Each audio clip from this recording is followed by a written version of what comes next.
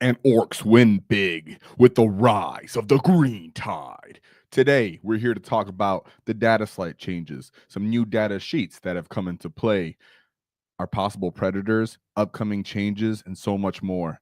Now it's time for the rise that we've been waiting for, my kits. Before we get into it, let's talk about today's sponsor, the Baron of Dice. So thank you to Baron of Dice for supporting us. It allows us to do our paint competition. Check them out, 5% off in the description, because nobody likes taxes. Thank you to everybody who's been supporting, because it's been noticed by the Baron of Dice. That being said, we're here with the rules, Dataslate, and things to consider. So this is live. So of course, if you got anything to say, just know I will be reading all of the messages at the end of this video, or not all of them, but interacting with all of the chat at the end of this video. So if you have any questions and things I miss, feel free to yell at me and argue with me, because I'm here for baby boys. So with that being said, everybody should be excited for this. But I want to start off with something that we're all excited for, a new data sheet, the Breaka Boyz. So we're going to talk about the Breaka Boyz here real quick. Some things I'm sure you will have heard from other videos or just things you have seen going forward, but let's all consolidate it into this video, and hopefully you can hear some new things as well. So Breaka Boyz, they're essentially knobs. They have a 4+ save and 2 wounds a pop. Right off the bat, I believe that's pretty soft for 140 points. I do understand that they have a 4+ save. Just remember that you will be running into combat, which means you will be vulnerable to Overwatch. Now, these guys do have things like reroll charges, so you can attempt from behind or inside ruins to avoid some of these Overwatches. But for things like Land Raider Redeemers, for example, they will utterly melt you. But if you're running knobs, you're used to that. Just had to point that out. Now, things that can actually lead these boys are literally boys, right? So the same things that literally lead boys. Very straightforward, but in some cases it's not. So when we're looking at Warhorde, for example, a few things that stack here are you can take a weird boy, you do the jump, you pay for Here We Go, and then that gives you +2 to your advance and charges. Therefore, you're getting 7-inch charges re-rollable, so you can be inside of the terrain in a safe spot to avoid the Overwatch that we just tried to speak of, for example, right? You also have to consider the war boss in Warhorde, obviously, as he himself giving the unit +1 to hit when we go over this data sheet, and his own innate strength of 11 will go quite well into a lot of different vehicles that these guys are already going to be aiming into. But if we look at Dread Mob with specifically the Big Mech on foot, the Big Mech on foot can actually give these guys the button. Now, most of you are thinking, sure, I'll do sustain. Sure, I'll do lethal. But why would you want lethal if you're anti 4+? And why would you do Dread Mob for sustain anyways, right? So in reality, you're actually looking for additional AP. Now, because the Knuckle Busters and the Smash Hammer and the Tank Hammer are anti-vehicle 4+, well, Tank Hammer is devastating wounds, but the Smash Hammer and the Knuckle Buster are anti-vehicle 4+. That means it's critical 4+s. Therefore, when you hit, push the button for additional 2 AP. That means these weapons can get to AP -4, AP -3 on the Knuckle Busters into vehicles and monsters. So if you're in a vehicle heavy meta and you're interested in playing Dread Mob because you like the reactive moves, you like the combined arms aspect, but you want something that actually hits hard and still retains the vehicle, dismantling capability for people that are going to have good armor saves, that you're expecting a lot of Marines nowadays, low key, you can actually get nasty AP of AP -4 in melee from these Smash Hammers for that really, really reliable outcome. Pretty crazy on a Big Mech. Not too many people noticing that. And then, of course, if you're playing with Bully Boys, a simple war boss to just appreciate those double walls so you can get additional attacks. And to be honest, one thing that I wanted to focus here is that keep in mind that the Smash Hammers are strength 6. So on the wall, they're strength 7, right? Think about when we go forward. Another thing I want to point out here is new SWAT team combos. So, of course, you can pay. You have the 6 gits, the 6 Breaka Boyz. Then you stick a character on them. That's 7 slots. And then you simply put a 5-man unit in there. It could be Burner Boys. It could be Flash Kits. But it's just a new type of SWAT team that I hope that people explore and, take advantage of, because that's something we really appreciate as Orks. And then last but not least, what I want to point out here, other than the war gear, is when we take it to the data sheet, is it wreckers or knobs? Or both, right? And the reason is because when we're looking at this Smash Hammer, for example, let's just assume we're putting a Warhorde war boss on this unit. You're now getting them to strength 7 on the wall, and they're hitting on 2s with 3 attacks apiece. followed by all of the war bosses hits in himself. This makes it so you're punching out custodians, you're punching out Gravis Marines, you're punching out Terminators, you're punching out anything other than vehicles. That means just even having one of these units on your data in your list is diverse, right? You can put it into multiple different profiles, especially if you're simply giving it that +1. You guys know I'm highly into dread mobs, so I'm super high on my own Big Mac thought right there. But in reality, when you're talking about for just versatility, reliability, hitting to a multitude of targets and plethoras, that's what I really like about these Breakas, is that they actually work into elite infantry and vehicles, specifically in the Warhorde, as you would really appreciate critical 5+s. Of course, if you're going to things that have 4-up armor saves, one thing that Orks have that other factions wish they had is simply volume. When you're looking for tough units, things with that unreliable math averages here, you tend to just look for more volume for a more assured outcome, right? Therefore, just sticking to Warhorde might really be the way to go for these Breaka Boyz, even though I appreciate them in other detachments. And of course, you have the bomb squigs. Now, I respect bomb squigs very much. Don't need line of sight. Brings a little bit of fear into enemies, lone op, stuff like that. Cool combos you can do to get like a bunch of different bomb squigs on the list. Just keep in mind, a lot of the time you're going to be either advancing or you're not doing 2 normal moves because these guys are getting killed, as they're not really that tough, like I said, for what they get. So that's how I feel about Breaka Boyz. Let's see how they do. 140 points. For these gets, it's, you know, knobs or both. And right now I'm thinking at least one of these guys going on my list. I'm probably going to run them Friday, or maybe sooner. So we'll see how that goes.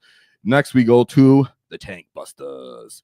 Now, the Tankbustas here are getting the most shine and attention because Orks really hate the fact that you know, vehicles, tanks can just sit away from us and utterly destroy us.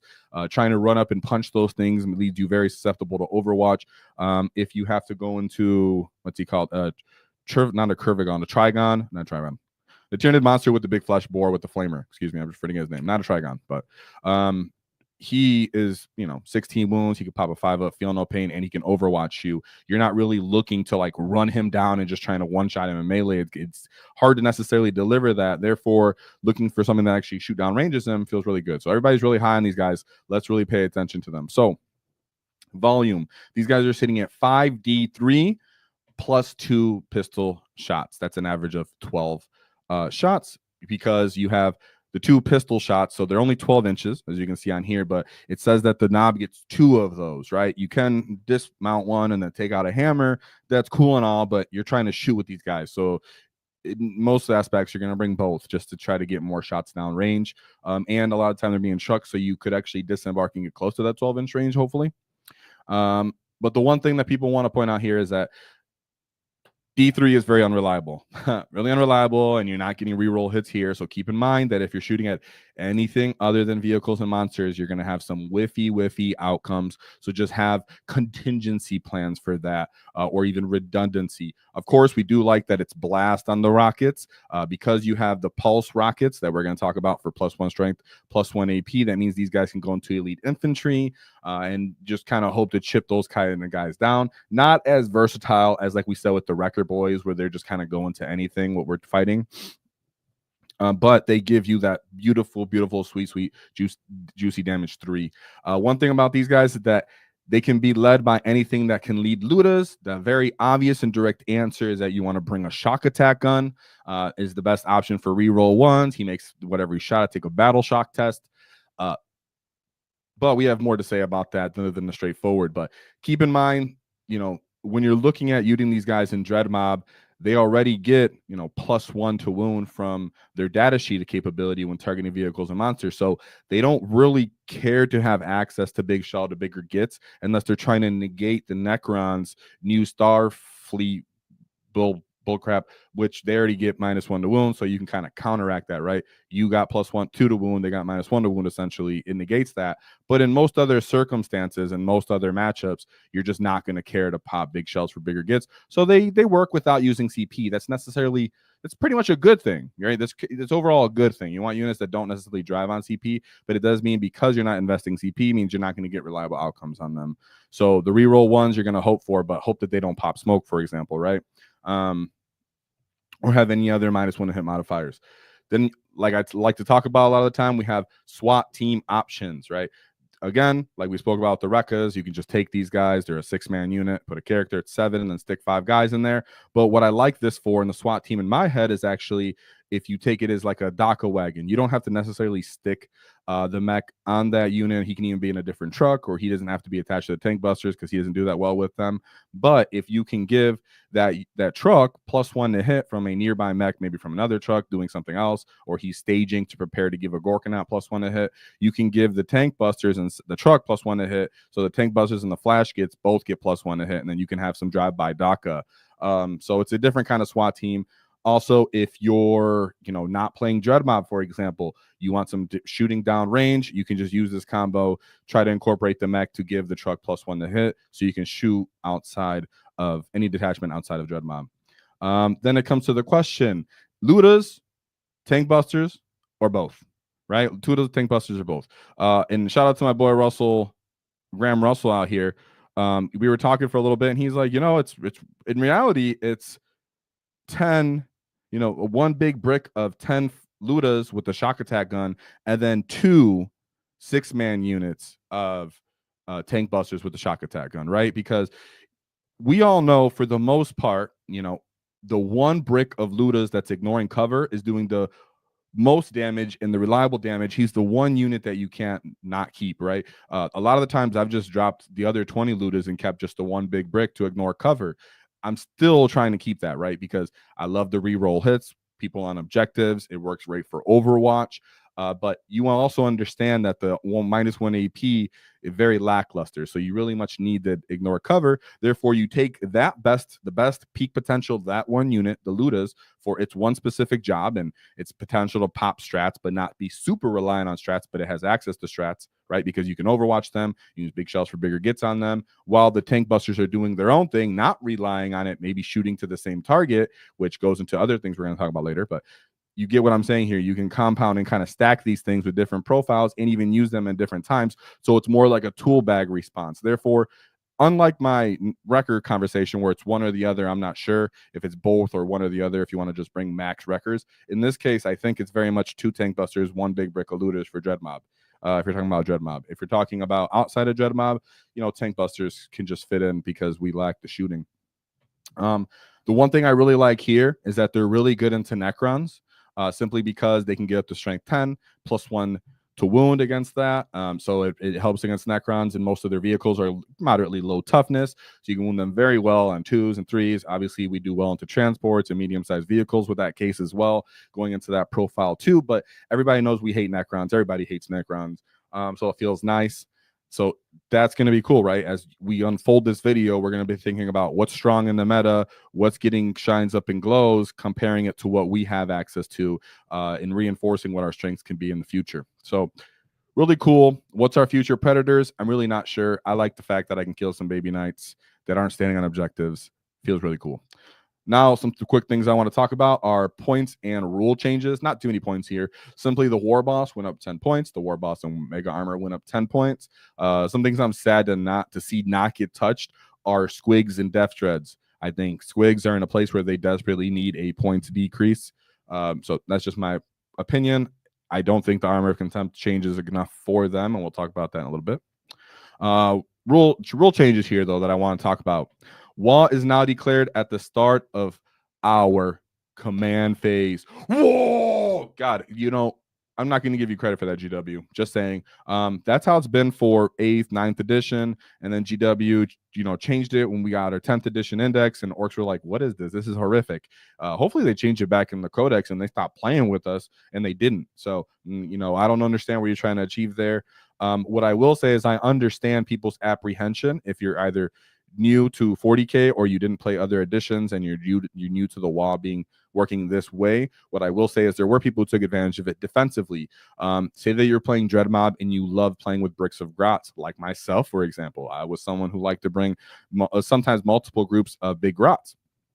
Knowing that you're going second, you can take those big grot bricks out, throw them out to the enemy, and be like, well, this is my big flipping OC turn. And my guys are all going to have, you know, a defensive buff here. You're going to be picking up Grots this turn. When you expose yourself to pick up Grots and to fight for the primary, I'm going to hit you back with my Dreadbob type units. If you were someone who just stacked on the line and did Bully WAAAGH turn 1 or Warhorde WAAAGH turn 1 on Search and Destroy, then of course that sucks for you too. But for the general improvements of our faction, this is good for us. High-level players will actually hold on to the wall for later games just so that their opponent thinks and plays with apprehension of the possibility of the wall. So people underestimate that just them thinking the wall can come will affect their movement. If they just know it's happening, it doesn't affect their movement at all. They understand what's happening. They pre-measure you. They put screens in front of you, and they just score their secondaries. It's kind of not. It's a really big deal. Once you guys start playing it, you'll really appreciate it. And then one thing that I'm sad to, you know, talk about that I promise I vetted and I volunteered is that Gaz's word and Makari's word did change. Makari's banner does not apply to the second Bully WAAAGH. Now, I understand what some of you are thinking in the chat right now, going to argue with me. Well, Gaz is a war boss. He gets it active. Therefore, Makari's banner is active. Or it says a WAAAGH, the WAAAGH, therefore it works. It's not a big deal. No, it's pretty clear that they changed the wording intentionally. Otherwise, why would they change the wording? It'd be a pointless change, right? But they changed the wording to actually match the army-wide wall, to match our actually army rule wall. So they worded it exactly the same to call that specific wall as the wall. So it is pretty clear that it's the army-wide wall. I did want to hate it, and I did like go against it for a little bit, and I looked into it, and then it was like, nope, not happening. I was like, oh, okay, I get it. I tried, guys. I tried to make sure I was understanding it well. Just it's true. So that does suck. But you know, a lot of improvements. That's the only one negative in my opinion. Shout out to Red Ones Goes Faster. Whoa! 2 times Tankbustas in a battle wagon with a Big Mac with a SAG. I'm loving all the combo ideas, right? The SWAT team ideas are endless, my get. And thank you to Red Ones Go Faster. Check out that video. So another thing here is I want to talk about, can the hunt rise and shine? Right. So the hunt has been lackluster, has been pathetic. Finally, GW actually heard our call. Very, very surprising, in my opinion. One thing I really appreciate from Red Ones Goes Faster, Happy Crumper, and this channel existing is the Ork community now has a voice, and GW can actually recognize and acknowledge what we need and what we desire, not from just a complaining aspect, but from a educated, informed understanding. So it was really cool that GW came out of the way and said, hey, this need to be changed. Easy change. We can handle that. Let's do that. They understood Cult of Speed would be harder to change, so they didn't handle that. I can kind of respect that for its playability, right? Because the hunt was just this much away from playability. Now it's playable. Not saying it's competitive, going to go 5-0 at a GT, right? So detachment rule simply changed to replace Warlord for character. So if you look at your codex that you bought on paper, just remove the Warlord word and put character. Really easy. Advance and charge outside of the wall is huge. So they did change. That one's even bigger. Have the strat on screen. It says, until the end of this phase, your unit is eligible to charge in a turn in which it advanced or fell back. Period. In addition, you can reroll charges, provided this was a target of prey. Very, really cool. Appreciate it. That's huge because you have respect outside of the wall. A lot of people kind of forget what the hunt actually does. They do have a nice 9-inch scouting. They do have a redeploy. And then they also now have the ability to advance and charge outside of the wall. That's huge. So for when I talk about the redeploy, it's instinctive hunters for 1 CP. End your opponent's fight phase. 1 B-snagger unit from your army, not engagement range or more. Not engagement range of 1 enemy unit or more. Remove your unit from the battlefield and place it into strategic reserves. This is enormous on a kill rig that's full of B-snagger boys. So things like this can actually end up taking up the game in a way that the enemy's not really prepared for, right? Not only do they have to consider your wall now being declared on your command phase, but they now have to pre-anticipate your advance and charge at any turn. Right? That's something that we never had before. People would just be like, oh, the hunt, right?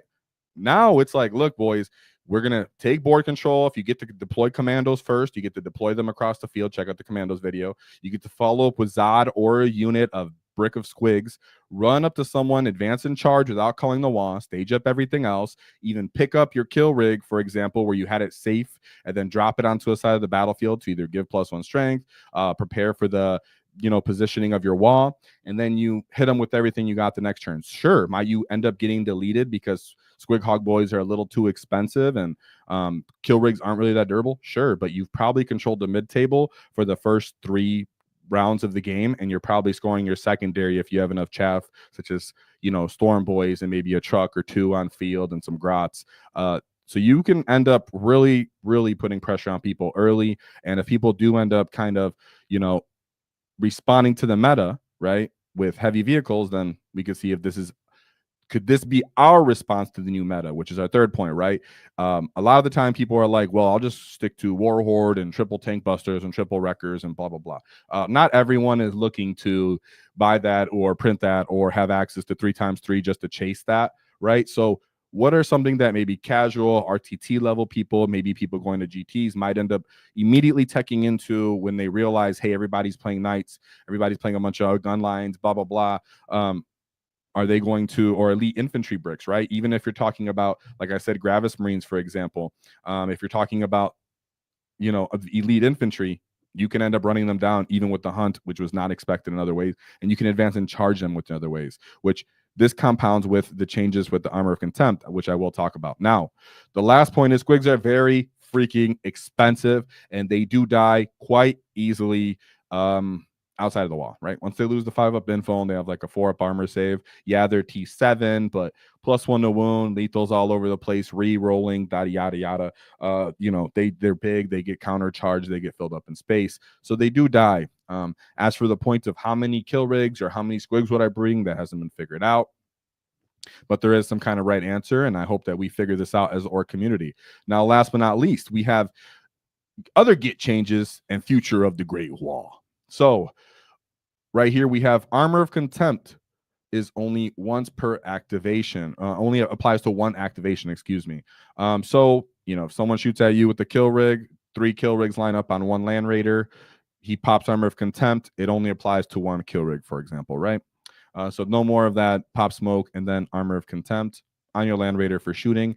This does matter for maybe the hunt, for example, but orcs aren't really shooting. So in my opinion, this change is not as impactful to the orcs as it is for other factions, right?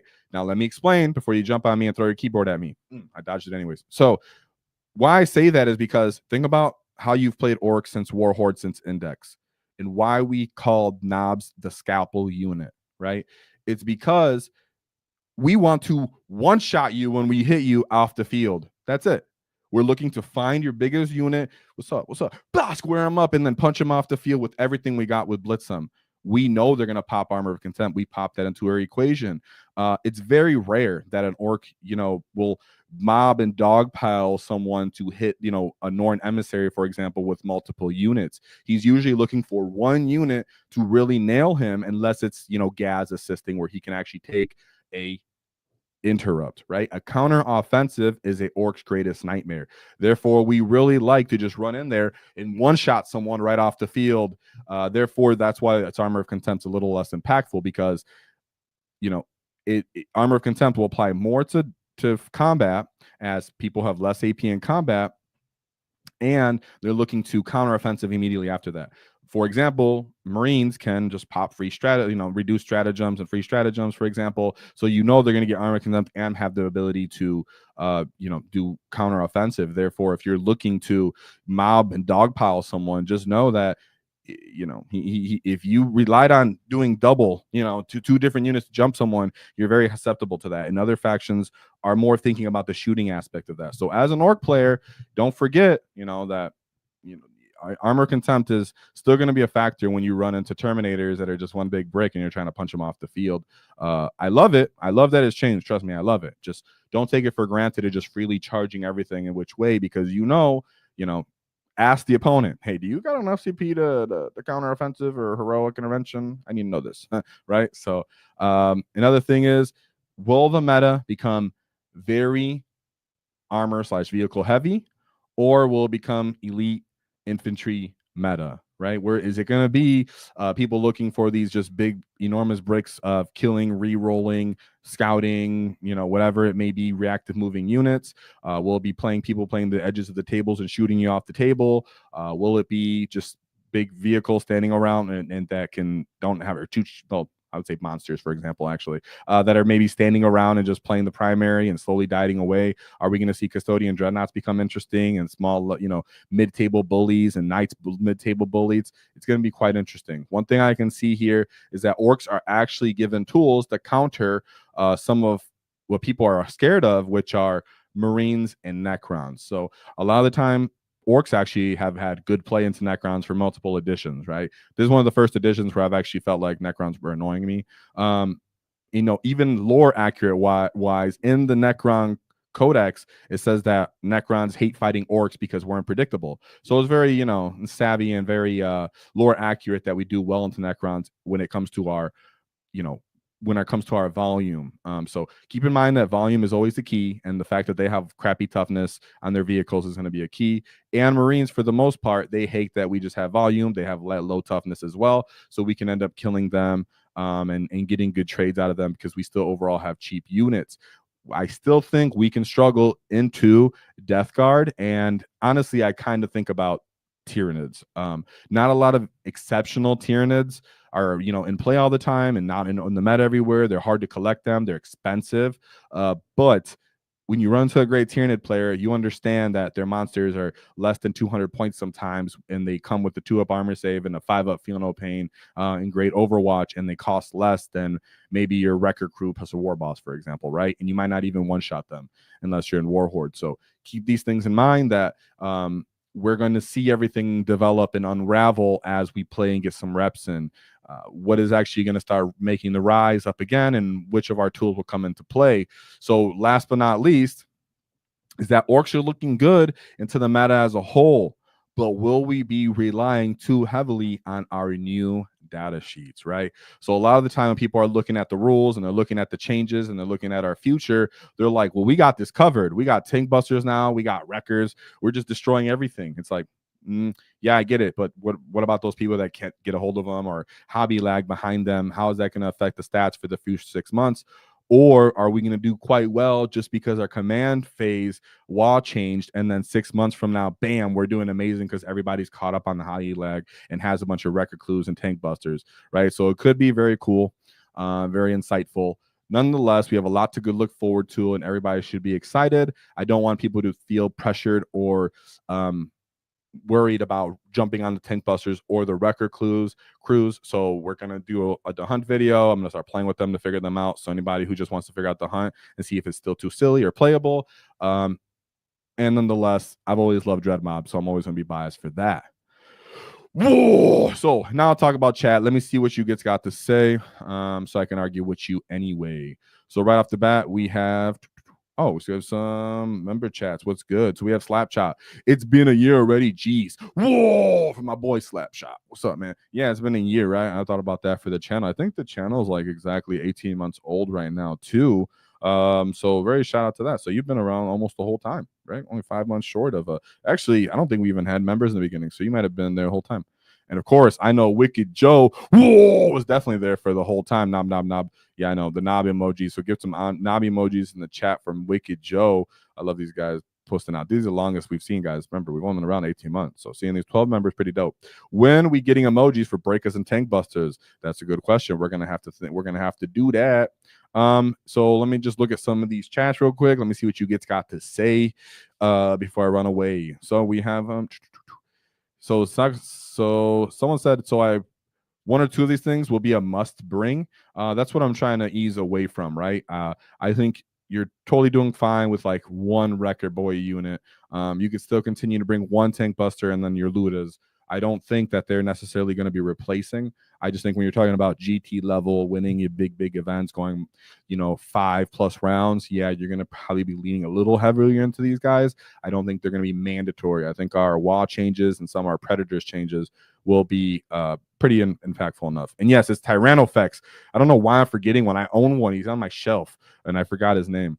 Let's see what else you got to get. But let's go faster. Whoa, Orks is best.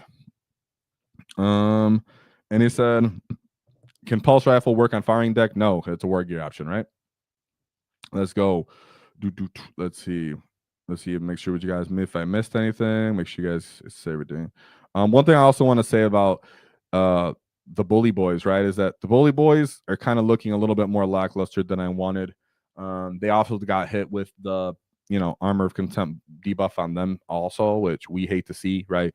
They get their one turn of the wall with the feel no pains. You'd love to stack their reduced AP on that, but yeah, they don't have that anymore. They took the same buff, right?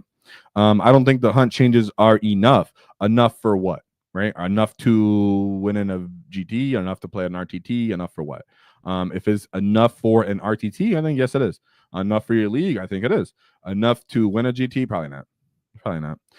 Rip Makari. Hey, Makari's still great. And I think, and one thing I want to say too is that I think Warhorde and Dreadmob are like standing like the ground with each other. And whoever figures whatever the meta evolves into, right? If it's elite infantry and things with a lot of 4-up invulns, it may be Warhorde because it does better in some volume and elite in 4-up invulns. If it's like really tough, durable monsters and vehicles and it might end up being the Dreadmob. So I like to see that finally something's at least being considered to catch up to Warhorde, even though, like I said, Wreckers with the War Boss for just straight basic bland what is freaking good is giving those hammers all +1 to hit and having the War Boss included with volume of Power Claws attack.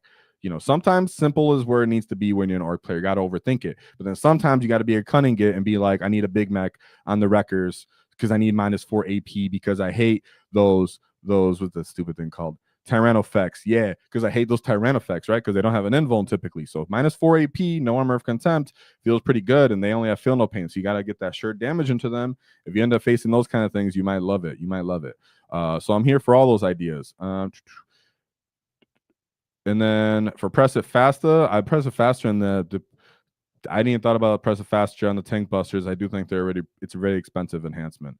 Yeah, the hunt is underrated, but it's underrated because it's underrated because Squig Hogs are too expensive, right? You put rigs on the table. I mean, you put rigs on the list, Beast Boss on the wrist, maybe a Mandos on the list, and then you're like, I got points left, Squigs, and you're like, Squigs, what are you doing, right? So, yeah, Squigs need to come down probably 20 points. That was a good call. Dreadmob is amazing, but I'm taking a break from it, right? So was I. I was, and that's what.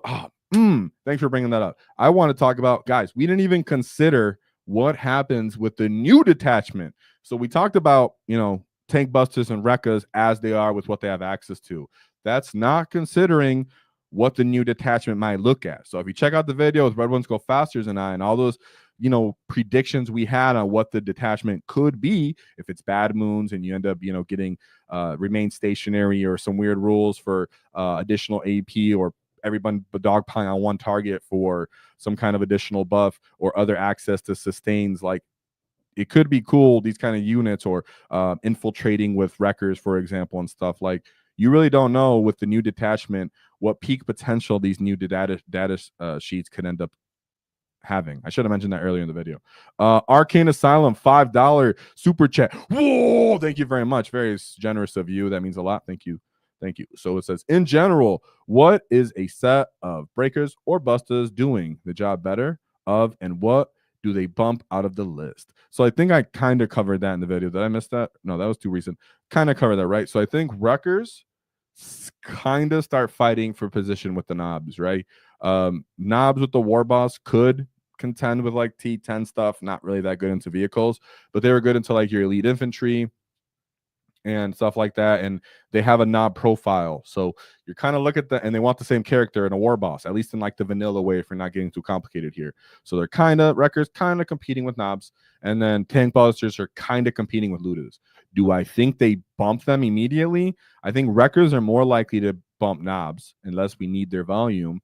And then I think Tankbusters bump the additional Ludas off the list, like the 2 units that don't have the enhancement. But I think the 10-man unit keeps the enhancement, and then the other 2 kind of bump them. But I don't think it's like mandatory. I just think it's a good idea. But thank you for the super chat. That nice centralized my answer for that. And then Ecop, my boy, with 5 Waaaghtaktiks gifted memberships. Whoa, thank you. You get always very generous of you. Means a lot, dude. One of the biggest donators. Always in my heart. Always in my heart. Means a lot. And because of gifts like you are why we gave away the raffle stuff. So if you were one of the raffle winners, check out the post because I'm missing some of you ugly gits and I need to give you guys some donations, right? So check that out. And then that's it. You missed an important, yeah. And of course, breakers have grenades. I think grenades are always slept on, so I'll let it be that. Yeah, you need the grenades. Always remember what has grenades and what doesn't, right? I love that. Thank you, God, very much. That's very generous. Is there a new data sheet? Yeah, there is. Brekas. Do you think squigs also need 2 AP? I think they did to go into elite infantry. Therefore, that's why I like that the character ability changed and why I'm trying to fit them in my to hunt list. I'm really considering just the fact that you can advance and charge, not really have to stand around and try to stage up. You could just YOLO it if you do go first with kind of the squigs, and they let you set up for everything else. Do I think they'll survive? No. But it's fun to play things that aren't just meta chasing of the same 3 things 3 times, 18 bustas, 18 Tankbustas, right? Thoughts on how a transport Breaka Boyz with the leaders since they're not awkward size? Yeah, I put that with the SWAT team videos, right? So I mean, with the SWAT teams that I just sent here, you would just have 6 dudes, and then you add a leader, so that'd be 7 dudes, and then that's add 5 gits. That's a SWAT team. That's still 12 slots. Not as complicated as we would assume. I'm inclined to do 30 Ludas, 15 Flash Gits, and 18 Dataslate on my Dread Mob list. I think that's fine. That's kind of like the Breaka WAAAGH. Just keep in mind that the Breaka WAAAGH has a lot of time for you to roll dice, and you usually bring a lot of grots to screen it. Now, this could be funny if you consider the mobile Breaka WAAAGH, where you bring the same things, but you end up bringing mechs to support them and give these trucks +1 to hit before you get out. If you really want to go all in there, right? And yeah, if you haven't seen the data sheet, update your apps or check online or check our Discord. So yeah, with that being said, I think I covered everything because of the chat's settled, I think. So keep that in mind. We have the new Grotmist detachment still to come. So whatever you think about the Tankbustas, maybe become even more accelerated and more important. These are all just the first takes. Things may change. I do think we're in a great spot. We do have a couple of predators, but all in all, it's the rise of the green tide. Now, there's one thing to keep in mind. Don't cross our wall, because we knock your teeth out. Whoa.